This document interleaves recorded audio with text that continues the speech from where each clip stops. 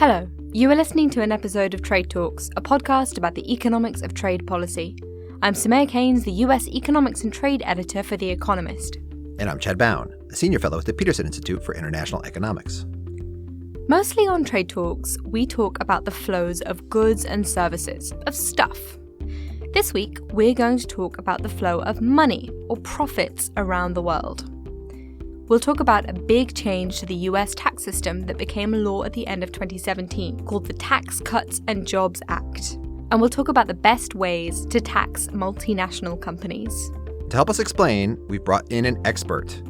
Kimberly Clausing is the Thurman Miller and Walter Mintz Professor of Economics at Reed College.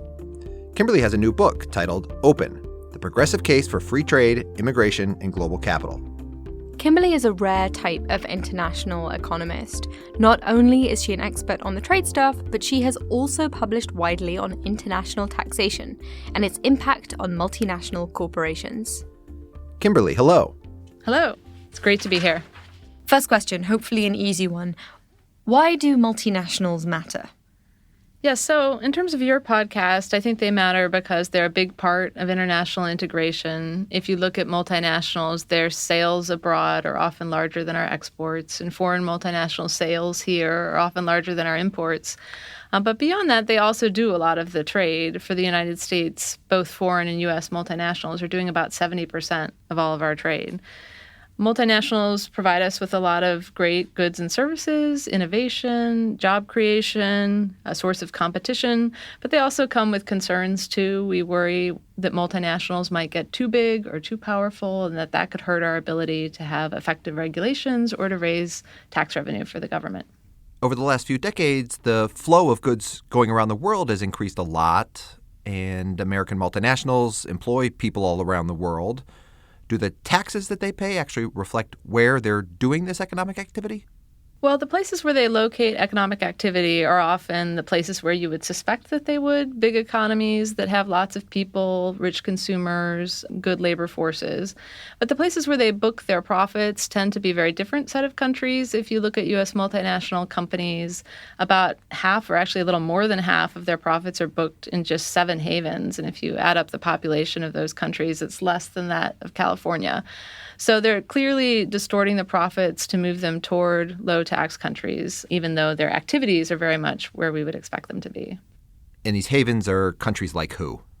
Luxembourg, the Netherlands, and Ireland, Singapore, Switzerland, the Caymans, and Bermuda are the big 7. Can we talk a little bit about how these big multinational companies shift their tax liabilities from one place to another? Do they use trade to do this, or is it just through some sort of accounting technique? Yeah, so historically, trade was a bigger part of how they did this. So if you go back in time, companies would spend some effort to manipulate the prices on their intra-firm transactions. So if you were sending something to an affiliate in a low-tax country, you would underprice it to make them look more profitable. And when you bought something from the Bermuda affiliate, you would overprice it. And that was able to sort of shift a lot of profit. As time went by, the companies came to find even easier ways to shift profit abroad. So, for instance, they could locate intangible source of value in the haven. So if the Bermuda affiliate owns the patent and then the patent receives the royalties, then voila, you've moved a lot of money to Bermuda without having to tinker with these inter-firm trade transactions. The Bermuda case is interesting because if you look at the profits of U.S. multinational companies in Bermuda, just those profits are 20 times the size of the entire Bermuda economy. So that's telling you that something isn't quite real there. Have you tried to quantify the effects of all this financial jiggery-pokery? Yes. So if you look at the U.S. multinational community, it looks like they're shifting enough profit offshore that's costing the U.S. government about $100 billion a year, and that was prior to the Tax Cuts and Jobs Act. These activities also cost foreign governments a lot of revenue, and I estimate that cost is about $200 billion a year. So worldwide, we're looking at about $300 billion worth of lost tax revenue in countries that aren't tax havens. Now, the tax havens do get some benefits from being havens and some revenue themselves, and that isn't, analyzed in that particular analysis. Has the economic significance of this issue of profit shifting for tax purposes been growing over time? Yes, countries have seen a big increase in corporate tax base erosion due to profit shifting activities, and those activities have become a lot larger over time, which has made these questions of how to tax foreign income more vexing. There are several reasons why profit shifting has become more important in recent years. First, the source of value has shifted more and more towards intangible value rather than tangible value. And an intangible good, like intellectual property, for instance, it's much easier to assign easily to Bermuda than moving an entire factory to Bermuda, for instance. So the role of intangibles is a big part of this. The third reason why profit shifting has been increasing in recent years is due to the spread of tax avoidance knowledge in the corporate community. So early companies that figured out how to best game the system to get the profits offshore shared their expertise with accounting firms and others that then spread that throughout the corporate community. So the tax avoidance itself became something that really spread. Let's talk about the ways in which governments have tried to tax all this shifting income. So suppose you're a government trying to tax Trade Talks Inc., and Trade Talks Inc. has some domestic income in the U.S., from all those podcast subscribers and advertising revenue, I guess. But it also has a ton of foreign income or foreign profits. Now, some of that might be because there's genuine stuff going on over there, but some might be because of our sneaky accountants registering the Trade Talks trademark in Bermuda. And the government has to decide how to treat each kind of income. Yes, so one approach is you could sort of give up on taxing foreign income and have a territorial system where you purport to just tax the domestic income and not tax the foreign income. Now, that sounds simple, but if you look at the true territorial systems that are on the ground, many of them also come with exceptions. So they don't tax the good income, but the bad income, however they define it, is often taxed currently, which without the benefits of deferral while the income is sitting abroad. So territorial systems come in a lot of different flavors, and I think that nuance is important because if we just sort of fetishize the label territorial versus worldwide, we miss a lot of that subtlety.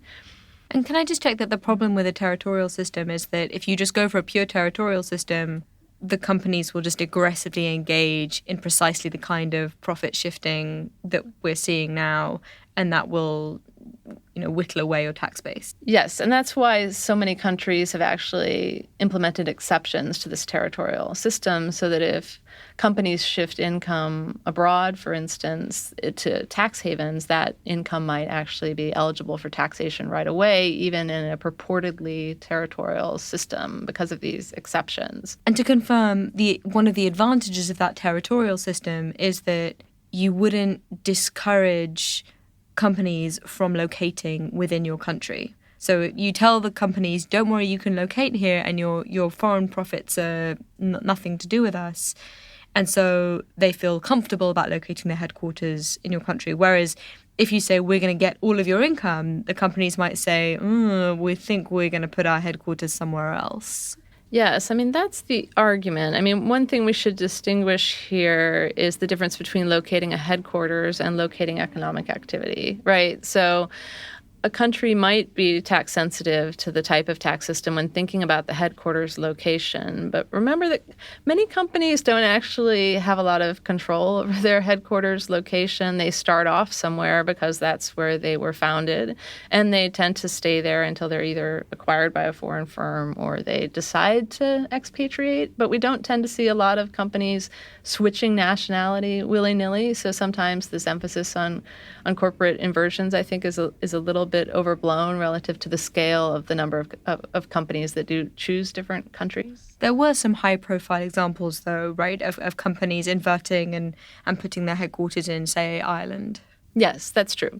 But another way to combat corporate aversions, aside from adopting just the we'll never tax foreign income approach, is through regulatory reform. For instance, in the last years of the Obama administration, there were 2 rounds of regulatory changes, and the Treasury did, that dramatically reduced the ability of U.S. companies to invert for tax purposes alone. And again, there's nothing wrong with corporate reorganizations if they're done for good economic reasons, but we don't like to see companies just sort of reshuffling their ownership for solely tax purposes, and that was the motivation behind those regulations. Okay, so sorry, I cut you off. What's the other option, the non-territorial option? Yes, so another option is to do a worldwide system. And again, the worldwide system need not be pure, right? You can do a system where you say, okay, well, we normally tax your income abroad, but not all of it, or we wait until it's repatriated or some such. I guess one thing I would point out is that these labels can be quite deceptive. So there are these different categorizations, but almost every country has some sort of hybrid of a territorial and a worldwide system. And another approach is, of course, to try something entirely different. One is a formulary approach where you basically tax companies based on where their economic activities are, not where they book their profits. So, for instance, if Nike earned $5 billion worldwide and half of their economic activity was in the United States, then we would then assert the right to tax half of that $5 billion. So by economic activity, what would that mean? Is that the countries where Nike's actually making the sneakers, or is it the countries where they're selling the sneakers? Well, it depends on how you do the formula for the formulary system. So you could have a formula that was part where their employees are and part where their customers are. And actually, that would be my preferred approach if I were doing it, some demand side and some supply side, to thinking about where the value of the firm is. So in that case, you'd say, okay, well, Nike has, let's say, 40% of their customers in the U.S. and 60% of their employees. So if we average that, 50% of their income would be taxable in the U.S. I can predict big fights about how that formula is drawn up. Yes. I mean, in the U.S. state experience, because this is exactly how we tax national companies in U.S. states, because it's kind of impractical to say, like, what income did you earn in Oregon versus all of these other states. But U.S. states have gradually changed the formula toward sales, actually, and away from these productive factors to basically encourage production in their states, but to still have a corporate tax base by taxing companies based on what fraction of their sales are in any particular state. Okay, that's a lot of theory. To recap, governments might want only to tax your domestic profits, though in practice, there might be limits on what exactly you can shift overseas, as some foreign profits might still get taxed. Or they might tax all of your profits, no matter where they're earned. But one option there might be to allow the company to hold the money offshore and only pay the tax when the profits are brought home or repatriated. So let's talk about what happened in the U.S. Let's start with how the U.S. taxed corporate profits before the Tax Cuts and Jobs Act, or TCJA. In theory, before the Tax Cuts and Jobs Act, we had a worldwide system, which implies that the foreign profit as well as the domestic profit can be taxable by the U.S. government. And in theory, we had a 35% tax rate. And I use the term in theory because in reality, neither of those provisions is a good reflection of what we were doing. So a lot of the foreign income would stay offshore. And while it was offshore, it didn't accrue any U.S. tax liability. So you could leave the income in places like Bermuda or the U.K. without ever paying U.S. tax. Also, the 35% is very misleading because if you look at the actual tax rates paid by U.S. multinational companies, they were also far lower than that, in part because they were able to move profits offshore and get a much lower tax rate. So there were even big multinational companies that would often get single-digit tax rates in an effective sense, even though their statutory rate was 35%. And that's the old system, this worldwide system where companies could shift profits overseas and then avoid paying taxes on those profits by basically holding them abroad. Okay, so then comes this tax reform bill in late 2017, the Tax Cuts and Jobs Act. What did that do? So what the bill did was it reduced taxes on corporations substantially, lowered the statutory rate from 35 to 21%, and this creates a big revenue cost of about $650 billion.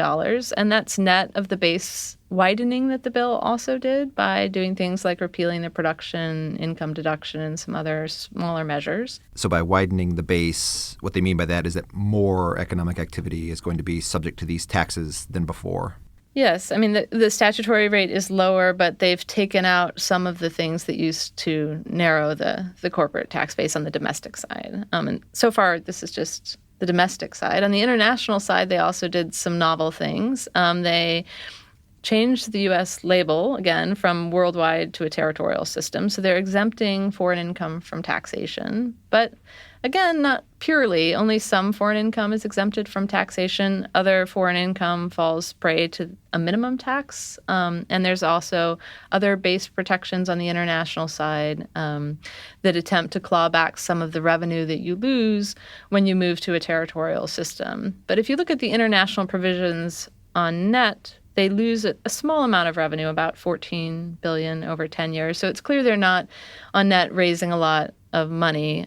If you put to one side this third thing that the tax system did, that the Tax Cuts and Jobs Act did, which is a one-time repatriation tax on income that had already been offshore. Now, that raises revenue about $300 billion over 10 years, but it's a tax cut relative to prior law where that income should have been taxed at a higher rate and instead is taxed at 8 or 15%. So I tend to put that revenue to one side when I'm looking at these calculations because that is just a one-time tax and it's a tax cut relative to prior law. But on an ongoing basis, the international provisions don't raise revenue. They lose a little bit. So before we had a system where, in theory, all income was taxable, so we had a worldwide system. Now we have a system where only income in the US, in theory, is taxable, but there are these exceptions so that foreign income is taxed through some provisions. One is that it's taxed at this minimum rate. Two, if you bring it back, there's a one-time tax on you reshoring all the cash that you were hoarding overseas because you were just waiting to bring it back and pay the full rate. And there's a third thing that I don't think you mentioned, which is the base erosion and anti-abuse tax. Could you explain what that is? Yes. So this base erosion and anti-abuse tax is a very novel provision that hasn't been tried in other countries, but it's aimed at reducing the profit shifting of not just U.S. multinational companies, but also foreign multinational companies. So in either event, whether you're a foreign multinational or a U.S. multinational, if you make too many deductible payments to related companies, and the suspicion is if you're making too many of these payments, you're using that to shift profit out of the U.S. base. And if you make too many of those payments, then it triggers this alternative minimum tax. So that's aimed directly at discouraging profit shifting. And an example there would be that Trade Talks has some competitor that is headquartered in France, but they're earning a lot of podcast income in the United States from American listeners. This would be a way for the United States government to try to capture more of that income as tax revenue. That's right, because if the French headquartered Trade Talks competitor is shifting income out of the U.S. base, that wouldn't necessarily fall prey. In fact, it wouldn't fall prey to the other minimum tax that we were talking about earlier, this GILTI or global intangible low-taxed income tax. Have you looked at the impact of any of these changes in the way that these multinationals are taxed? Yes, so far I have analyzed the reduction in the statutory rate and this global minimum tax that we refer to as the GILTI. And those in combination should act to reduce profit shifting toward tax havens. The U.S. rate reduction reduces it somewhat because you're avoiding a smaller tax in the United States when you shift abroad. But bear in mind that most of the profit shifting is really going to havens, not to countries with 20% tax rates. So I think most of the action in terms of addressing profit shifting is really coming from this GILTI provision or this global minimum tax. And what that does, it's a very interesting provision because it basically raises the tax rate. If you earn income in Bermuda, you no longer get the zero rate because you have to pay the U.S. government now this 10.5% minimum rate. But it also changes your incentive to earn income in countries like Korea or Germany or France that may not be havens, of course, but that do generate foreign income. So let's say Trade Talks has an affiliate in France. It generates a bunch of foreign income. Now you've paid the French government some French tax. You can use those tax credits to offset the tax that would have been due on your Bermuda income. And so effectively, if you think about the incentives of this GILTI provision, I call it America Last tax policy, because your first best is to earn the income in Bermuda, where you pay half the U.S. rate. Second best is to earn the income in France, where you can have the side benefit of being able to offset this GILTI tax that would be due. But if you earn the income in the United States, you pay the full U.S. rate without any ability to offset the GILTI tax. So it turns out that unless the foreign tax rate is above 52%, you're better off earning the income abroad if you've got some haven income that you want to shelter from that minimum tax. So because you can use taxes paid in countries like France or Belgium as credits toward your minimum tax, there's actually a bit of an incentive built into earning profits overseas and not in the U.S. This seems to be an area where international coordination would be really helpful. So can you talk a bit about some of the efforts at international cooperation to try and deal with this issue? Recently, there's been an effort that was led by both the OECD group of rich countries and the G20 big countries. And they got together to sort of talk about how to address this base erosion and profit shifting problem. It's actually called the BEPS project, for base erosion and profit shifting.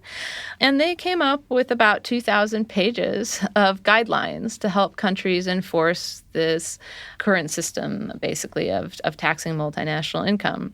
Some people take heart from the fact that they were able to come together and sort of think about this problem seriously, and I'm one of those people. But I also think that the very fact that it takes 2,000 pages of guidelines to try to tell governments how to enforce this system probably means that we need some more fundamental reform. So what I would ideally like to see in the future is a similar project by similar leaders that was based around getting a tax system that was simpler and easier to enforce without 2,000 pages of guidelines.